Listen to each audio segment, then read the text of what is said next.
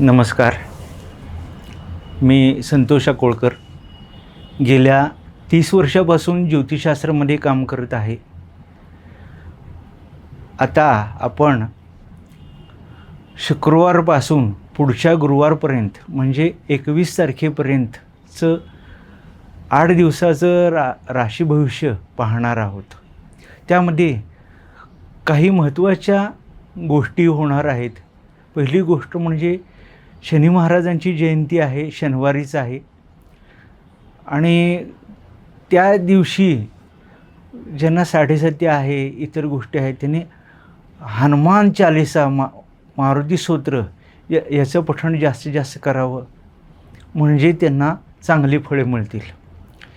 त्याच्या दुसऱ्या दिवशी म्हणजे रविवार दिनांक 17 पासून अधिक मास सुरू होतो आहे. हा अधिक ज्येष्ठ मास आहे. तर अधिक महिन्यामध्ये कोणती कामं करायची आणि कोणती करायची नाहीत, यातल्या काही गोष्टी मी सांगत आहे. पहिली गोष्ट म्हणजे तुम्ही ज्या गोष्टी नेहमी करता त्या सगळ्या गोष्टी त्याच्यामध्ये करायच्या आहेत.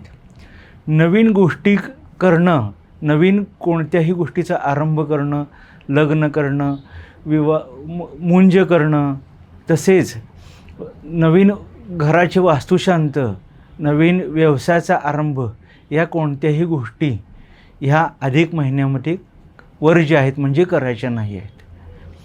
नवीन ठिकाणी प्रवास करणेसुद्धा टाळावे. ज्या ठिकाणी तुम्ही अगोदर जाऊन आला पर्यटनाला किंवा टूरला, त्या ठिकाणी जाण्यास काही हरकत नाही, परंतु नवीन क्षेत्रामध्ये जाऊ नये, नवीन ठिकाणी जाऊ नये, नवीन ठिकाणी प्रवास पहिल्यांदाच अधिक महिन्यामध्ये करू नये.